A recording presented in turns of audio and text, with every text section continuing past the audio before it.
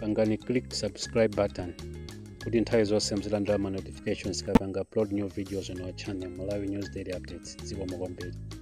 Bwino ndi nthawi ya nkhani mwatsatanetsatane ndipo muli ndine Tabi Kamangala mwini fumbo makoyamba nayi miti yake. Boma ali ndalama zokwana 164 million kwacha ndi zimene zigwiritsidwe ntchito pa ulendo wa wachiwiri kwa mtsogoleri wa dziko lino opita ku United Kingdom. Bwalo lalikulu la Mulandu Lero lasunga kale chigamulo chake pa pempho la Belo lomwe mlembi wamkulu wa chipani cha Malawi Congress MCP Richard Chimwendo Banda akufuna.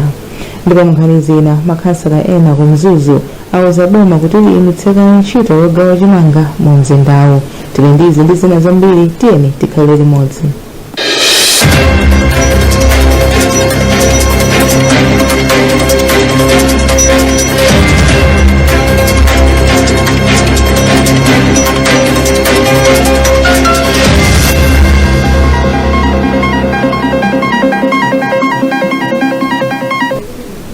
Nkhani yathu yoyamba, boma lati ulendo wa wachiwiri wa mtsogoleri wa dziko lino Jane Ansa kupita mdziko la United Kingdom ugwiritsa ntchito ndalama zokwana 164 million kwacha.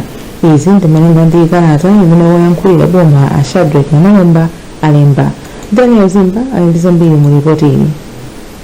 Malinga ndi a Shadrack Namalomba omwe amayankhulira boma, ulendowu umayenera kugwiritsa ntchito ndalama yokwana pafupifupi 299 million kwacha, koma kamba kamavuto azachuma mdziko muno komanso ndondomeko za boma zothandizira kubwezeretsa chumachi mchimake, ndalama za ulendowu azichepetsa. Mkuyankhula kwawo mu pologalamu ya kulinji lachitatu, Namalomba ati anthu asanu omwe aperekeze a Jane Ansa pa ulendowu adzakhala mipando yochipitsitsa mu ndegemo. Namalomba ati ulendowu ndi wovomerezeka m'malamulo a dziko lino, koma sadaulule zokhudza mayina a anthu amene akupita nawo pa ulendowu. Vice President adafirira a President kuti akufuna apite kunja, ndipo a President adapanga authorize ndizoona, ndipo popanga authorize ipo pamalino anthu opita kumeneko ndi 5, maliro ake ndi 5.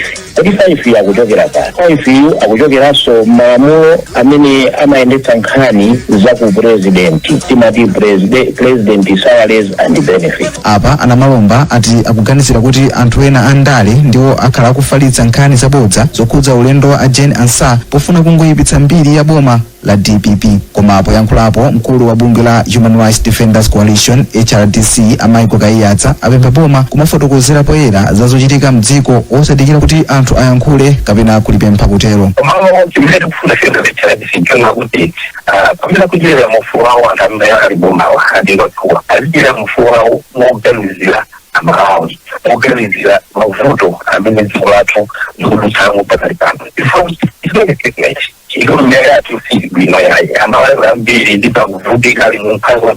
Naye mkulu wa bunge la Center for Democracy and Economic Development Initiative CDET Sylvester Namiwa wagwirizana ndi zimene anena Kaiyatsa, koma wapempha Malawi kuti asamaone nkhope podzudzula zochitika mdziko. Wachiwiri kwa mtsogoleri wa dziko lino a Jane Ansa akuyembekezeka kudzabwereranso mdziko muno kuchokera ku United Kingdom pa 10 January chaka chammawa. Bwalo lalikulu la Mulandu Lero lasunga kale chigamulo chake pa pempho la Belo lomwe mlembi wamkulu wa chipani cha Malawi Congress MCP Richard Chimwendo Banda akufuna. Oweruza milandu a Zonse Mvula anamva za pempho la Belo lachitatu ndipo atamva mfundo zochokera ku mbali ya oyimbidwa mlandu komanso mbali ya boma kuti chigamulo aperekabe. Poyankhula atatha kumva mlanduwu, loya wachitetezo Akhwima Mchizi anati apempha khoti kuti litulutse Chimwendo Banda pa Belo. Loli khoti limamva pempho la Chimwendo Banda loti awatulutse ukudikira kuti apange chaji olo azenge mlandu umene akuganizira. Mbali ya boma amanena kuti asatulutsidwe chifukwa kuti akhoza kukasokoneza mboni, koma amene taonera boma wasanabwese umboni wina uliwonse kuti zimenezo zikhoza kuchitika mmene akunenera. Loya wa boma dziko ndi anthu malonda adatsimikiza kuti khoti lamva mfundo zochokera ku mbali zonse ziwiri ndipo lakhazikitsa kuti lidzapereke chisankho chake mtsogolo. Ife aboma tikuona kuti Honorable Chimwendo Banda ndi munthu wokuti potengera mphamvu zawo kunjaku atha kusokoneza umboni wa boma, choncho tikuona kuti ndikosayenera kuti atuluke pa Belo. Pakadali pano woweruza amvula achenjeza akuluakulu oyang'anira malamulo kuti asamachite zomwe iye anazitcha kugwiritsa ntchito khoti molakwika kudzera mu kumanga anthu mopanda kafukufuku oyenera ndi kuwasiya. Ofesi ya Zomwe kumpoto kwa boma la Mzimba yati yakwanitsa kupeza ndalama zodutsa 40 miliyoni kwacha kuchokera ku nthambi yomwe anthu amalipira akagwiritsa ntchito zipatala za boma. Mkulu wa ofesi Dr. Wamaka Musopole ndi omwe ayankhula izi pa mgonero omwe anakonzera kugwira ntchito ku ofesi. Weston Malekezo wadzandiripotiri. Dr. Musopole anati izi zachitika kamba kuti anakuza ntchito zimene amapereka makamaka kumbali kumene anthu amalipira. Iwo anati ofesi yawo yasesanso mchakachi kuonetsa kuti ntchito za umoyo zapita patsogolo pomwe kutchulapo mwachitsanzo kuti amanga chipatala chatsopano ku Madise ku Mzimba. Kuyang'anira chitsogolo, Musopole anati iwo akufunanso kukonza zipatala zina ndi kumanga zina zatsopano mchaka chimene chikubwerachi. Department yathu ya optional paying services tinaikulisa, so taikulisa komanso taona kuti kwayambano kubwera anthu ochulukirapo. Tikayerekeza kuona kuyamba April kuzafika mwezi uno kumene kundikoti kwabwera anthu ochuluka kwambiri, ndipo tikukhulupirira kuti mchaka cha 2026 anthu akhalanso ochuluka kwambiri kuposa mwina chaka cha 2025. Kafukufuku akuonetsa kuti kumpoto kwa boma la Mzimba kuli anthu opitirira 590,000 amene amatumikiridwa ndi zipatala zokwana 26 za boma. Mmodzi mwa anthu amene analandira mphoto pa tsikuli mayi Edraida Nyemba amene ndi namwino wa malingaliro aungwiro anati mphotoyi yabwera kamba kuti iye ndikuzipereka komanso ndolimbikira. Chisisi kwambiri chinali kudzipereka pogwira ntchito.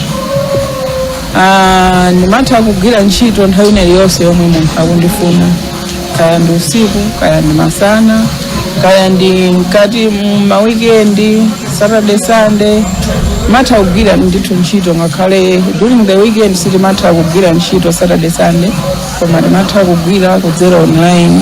Kumpoto kwa boma la Mzimba ndondomeko yoti awo amene akufuna azilipira zipatala zawo inayambika mu August chaka cha 2024 koma inagwira bwino nsewu mwezi wa April chaka cha 2025 makamaka pa chipatala cha Mzuzu Urban.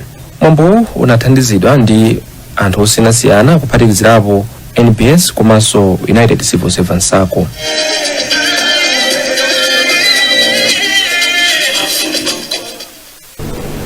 Makanso ena ku Mzuzu auza boma kuti liyimitsira ntchito yogawa chimanga mu mzindawu chifukwa choti anthu omwe akulandira ndi chochepa kwambiri. Makansalawa ati chaka chatha mabanja omwe analandira thandizoli anali oposa 12,000 koma chiwerengerochi chatsika kufika pa 1,000. Weston Malekezo walemba ripoti omwe awerenga ndi Chimuno Maseko. Kansala wa dera la kummawa wa Zolozolo Hiweti Nkandawire anati mabanja okwana 75 okha ndi omwe awayerekeza kuti alandire nawo chimangachi kuchoka pa mabanja 1,200 omwe analandira chaka chatha.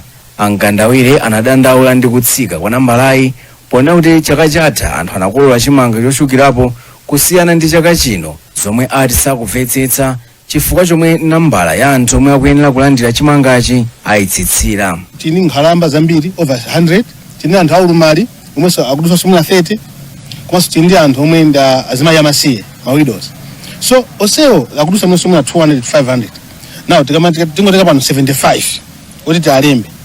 Ngati zimakanika titi chaka chatha tikugawa nyumba 1,200 my ward komabe anthu ena madandaulabe ndikuti bani 75. Kansala wina Isaac Chawinga wochokera ku dera la kummawa kwa Zolozolo anati wakumana kale ndi mafumu ku derali ndipo agwirizana zoti asalandire kaye chimangachi. Nabageni mafumu kena kwa anthu amu community.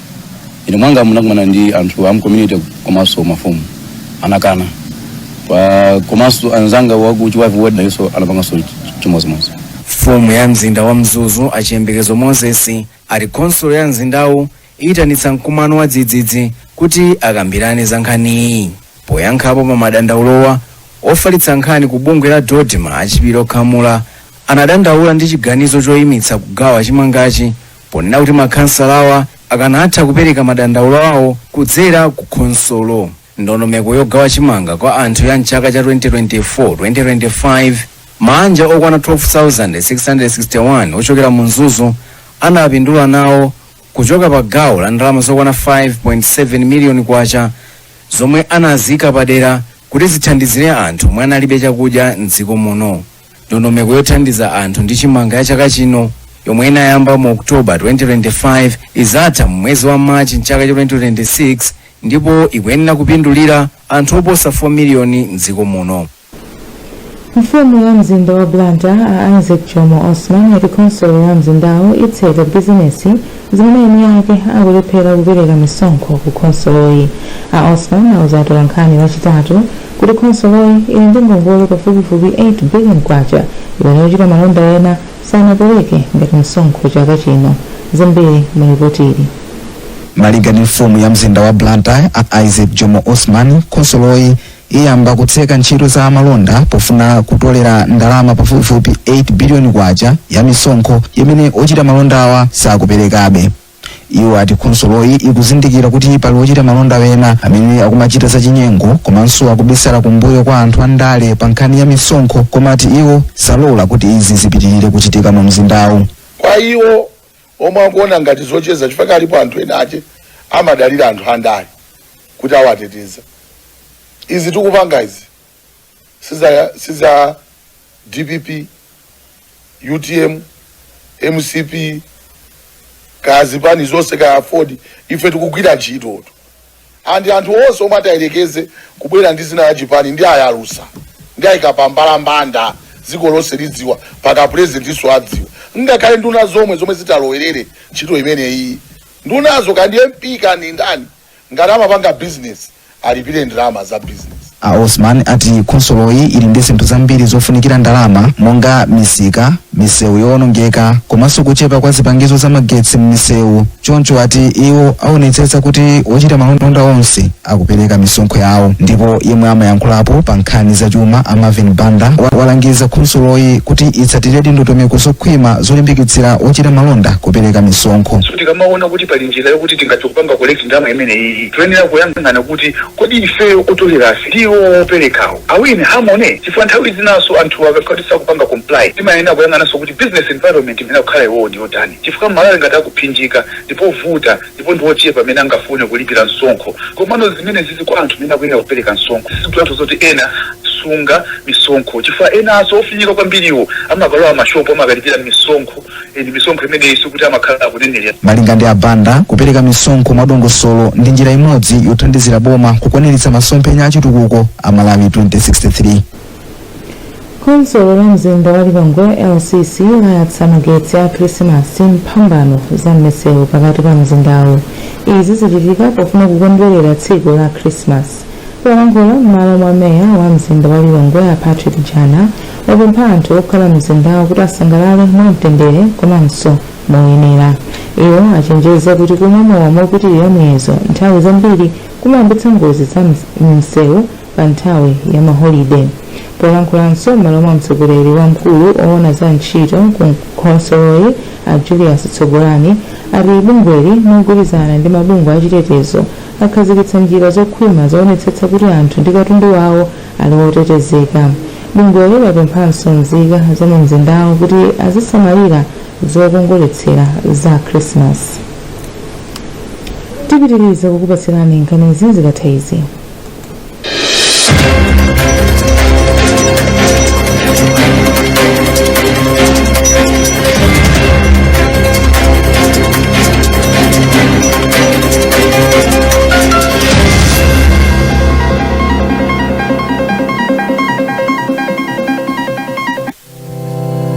Looking for the perfect space to host your next big meeting?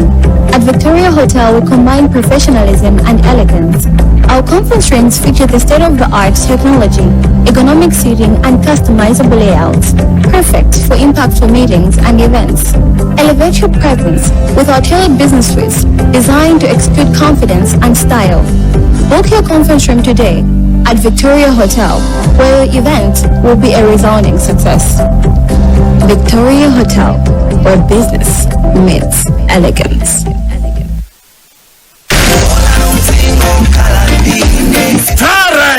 Yapakamuzi Lord kusalima lachitatu pa 24 December yakubweretserani The Blood Missionaries Band.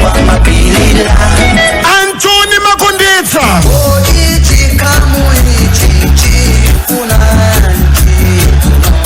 Masimbe yanjanani chumbu ndi moda fumwan kugulira atu tiketi ndi 8,000 kwacha omwe tsiku la show pakomo mudzalipira 10,000 kwacha. Musachedwe, kaguleni matiketi otsika mtengowa ku Starride, FC Entertainment, Puma, Petroda and Total Filling Station. Lachitatu tulimenera pa 24 December kuyambira 8:30 usiku mpaka mbe.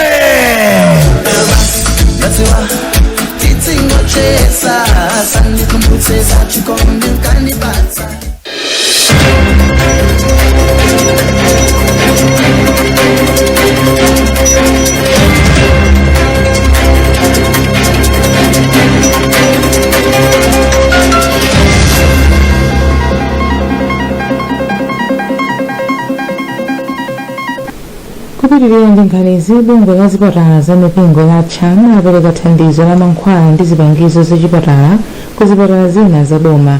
Thandizoli alipereka ku Lilongwe ndipo ndi monga mankhwala pogonera, njinga zothandizira ovutika kuyenda ndi zina.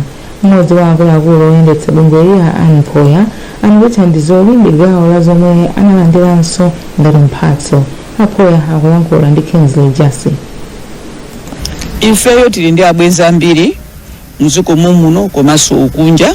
Abwenzi ena amene atipasa katundu amene timati International Health Healing amene amatipasa katundu masiku ambiri ndi amati akatipasa ife timatenga pena ukasa kuzipatala kwathu wena timagairaso atsinzathu ngati medakita lero. Ndi anzathu amene atipasa dala mazokwana 203 million Malawi kwacha ndi zimene tagulira katundu amene ena tapereka kuzipatala kwathu ena ndi amene tikupereka kuzipatala kwa boma kuti nawonso azathu athandizikireko. Nanga ife achamu nguza kuti ife timagwira ntchitoyi kusatira m'mapazi mwa Ambuye Yesu. Ambuye Yesu amachirisa anthu amapereka zilukunduku ndi ifeso taona kuti ndichanzeru kuti ifeyo ngati amene timasatira njira ya Ambuye Yesu tigawanirinso ndi anzathu. Zipatala zomwe zalandira thandizoli ndi monga za Kamuzu Central, Bwalo, Nchewu ndi zina, ndipo oyimira zipatalazi anati thandizoli labwera pa nthawi yofunikira makamaka pomwe pali mavuto ochuluka.